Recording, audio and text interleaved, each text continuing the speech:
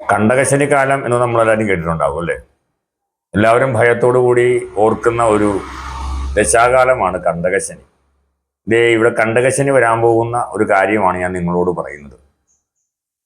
ഇതില് പറയുന്ന ഒരു വിഭാഗത, അതായത് മിഥുനക്കൂറുകാരുടെ ആണ് ഇപ്പോൾ ഞാൻ പറയുന്നത്. ഇതിൻ്റെ അകത്തൂടെ അതിൻ്റെ ഫലങ്ങളും നിങ്ങൾ എടുക്കേണ്ട മുൻകൈകളും അതുപോലെ തന്നെ അതിനുണ്ടാകാൻ പോകുന്ന സംഭവങ്ങളും പരിഹാരങ്ങളുമാണ് നമ്മൾ ഈ വീഡിയോയിലൂടെ മാന്യ പ്രേക്ഷകരുമായിട്ട് പങ്കുവയ്ക്കുന്നത്.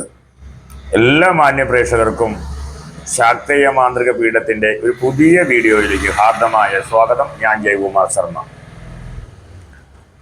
2025 മാർച്ച് മാസം 29-ാം തീയതിയോടുകൂടി ശനി കുംഭം രാശിയിൽ നിന്ന് മീനൻ രാശിയിലേക്ക് പരിവർത്തനം ചെയ്യുന്ന ഒരു സമയമാണ്. അപ്പോൾ ഈ ഒരു പരിവർത്തനത്തോടു കൂടി അവിടെ ഉണ്ടാകുന്ന ഒരു ബുദ്ധിമുട്ട് എന്ന് പറയുന്നത്, കണ്ടകശനി ബാധിക്കുന്ന ഒരു കൂറാണ് മിഥുനക്കൂറ് എന്ന് പറയുന്നത്. ഈ മിഥുനക്കൂറുകാർക്ക് കണ്ടകശനി ആരംഭിക്കാനായിട്ട് പോകുന്നു, അല്ലെങ്കിൽ അതിന്റെ ഫലങ്ങൾ ഇപ്പോൾ തന്നെ നിങ്ങൾ കണ്ടു തുടങ്ങിയിട്ടുണ്ടെന്ന് വേണം കരുതാനായിട്ട്. അപ്പോൾ ഈ ഒരു മിഥുനക്കൂറുകാരായിട്ടുള്ള ആളുകൾക്ക് എന്തെല്ലാമാണ് ചെയ്യേണ്ടതെന്നാണ് നമുക്ക് ഈ ഒരു വീഡിയോയിലൂടെ പ്രതിപാദിക്കുന്നത്. അതിലെ മകയിരം അര, തിരുവാതിര, ഉണർതം മുക്കാല് ഈ നക്ഷത്രത്തിൽപ്പെടുന്ന ആളുകൾക്കാണ് കർമ്മസ്ഥാനത്തെയായിട്ടുള്ള 10-ാം ഭാവത്തിലേക്ക് കണ്ടകശനി വരാൻ പോകുന്നത്. അപ്പോൾ അവരുടെ കണ്ടകശനി എന്ന് പറയുന്നത് കർമ്മസ്ഥാനത്തേക്കാണ് വരാൻ പോകുന്നത്. അപ്പോൾ കർമ്മസ്ഥാനത്തേക്ക് കണ്ടകശനി വന്നാൽ ഉണ്ടാകാൻ പോകുന്നത്, ഏത് മേഖലയിൽപ്പെടുന്ന ആളുകളാകട്ടെ, ഏത് തൊഴിൽ ചെയ്യുന്ന ആളുകളാകട്ടെ, ഏത് പ്രവൃത്തി ചെയ്യുന്ന ആളുകളാകട്ടെ, അവർക്കെല്ലാം പ്രവൃത്തിയിൽ മൗഢ്യമുണ്ടാകും എന്നാണ് നമുക്ക് കാണാനായിട്ട് സാധിക്കുന്നത്.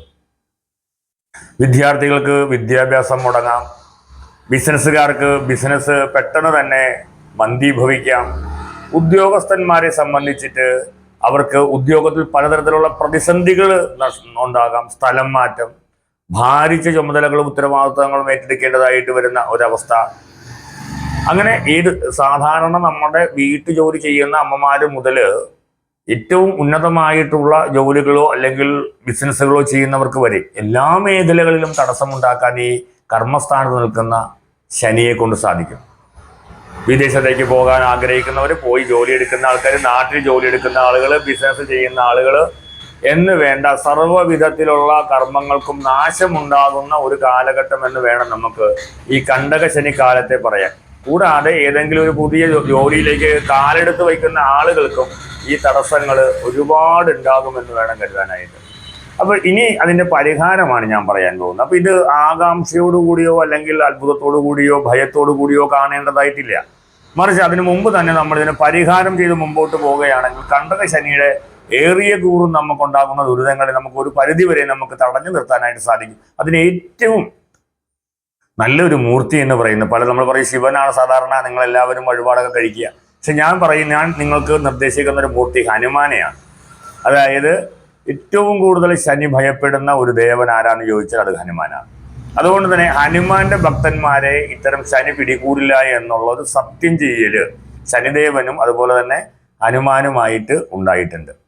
അപ്പോൾ ശനി എന്ന് പറയുന്നത് നമ്മൾ ഭയക്കുന്ന ഒരു ദേവനല്ല എന്ന് ഞാൻ എപ്പോഴും പറയാറുണ്ട്. ശനിയെ സംബന്ധിച്ച് ഭയക്കേണ്ടതായിട്ടുള്ള കാര്യം ഇല്ലെങ്കിൽ പോലും നമ്മൾ ചെയ്ത കർമ്മഫലങ്ങളെ നമ്മുടെ ജീവിതത്തിൽ അനുഭവിപ്പിക്കുന്ന സമയമാണ് ഈ കണ്ടകശനി. അത് ഏറ്റവും തീഷ്ണതയായിരിക്കും. അപ്പോൾ ഇവിടെ ഹനുമാനെ ഭജിക്കാൻ നമുക്ക് ഏറ്റവും ചെയ്യേണ്ട ഒരു കാര്യം എന്ന് പറയുന്നത്, ഹനുമാന് ചെയ്യേണ്ട ഒന്ന്, നമ്മുടെ കടലാസിലെ ശ്രീരാമമന്ത്രം കടലാസിൽ എഴുതി ചുരുട്ടി മാലയായിട്ട് ഹനുമാന് ചാർത്തുന്നത് വളരെ നല്ലതാണ്. മറ്റൊന്ന് വെറ്റില മാല ചാർത്തുന്നത് നല്ലതാണ്. അതുപോലെ തന്നെ വടമാല ചാർത്തുന്നതും ഏറ്റവും ഉത്കൃഷ്ടമാണ്. പക്ഷേ ഇതിനേക്കാളൊക്കെ ഉപരിയായി ഒരു കാര്യം ഞാൻ നിങ്ങൾക്ക് നിർദ്ദേശിക്കാം. ഹനുമാൻ സ്വാമിയുടെ പ്രാണപ്രതിഷ്ഠ ചെയ്ത ഏലസ്, വിദ്യാമണ്ണം പൂജിച്ച് പ്രാണപ്രതിഷ്ഠ ചെയ്ത ഏലസ് ധരിക്കുന്ന ഒരാളെ സംബന്ധിച്ച് ഇത്തരത്തിലുള്ള ഒരു ദുരിതങ്ങൾ ഉണ്ടാകാനുള്ള സാധ്യത വളരെ കുറവായിരിക്കും. എന്നാണ് ഞാൻ നിങ്ങളോട് പറയുന്നത്. അത് സ്ത്രീകൾക്കും പുരുഷന്മാർക്കും എല്ലാവർക്കും. അതിൽ നിങ്ങൾ കരുതുന്ന പോലെ ബ്രഹ്മചാര്യവ്രതം ഒന്നിന്റെ ആവശ്യമില്ല. എല്ലാവർക്കും ഈ ഏലസ് പ്രാണപ്രതിഷ്ഠ ചെയ്ത് ഏലസ് ധരിക്കുകയും പിന്നെ ഹനുമാൻ സ്വാമിയുടെ മൂലമന്ത്രം നിത്യം ജപിക്കുകയും ചെയ്താൽ 7.5 ശനി അല്ലെങ്കിൽ കണ്ടകശനി നിങ്ങളുടെ അടുത്തുകൂടെ പോകില്ല എന്ന് പറഞ്ഞുകൊണ്ട് ഈ വീഡിയോ നിങ്ങൾക്കായി സമർപ്പിക്കുന്നു. കൂടുതൽ വീഡിയോ അടുത്ത പ്രാവശ്യം ഇടാമെന്ന് പറഞ്ഞുകൊണ്ട് നമസ്തേ.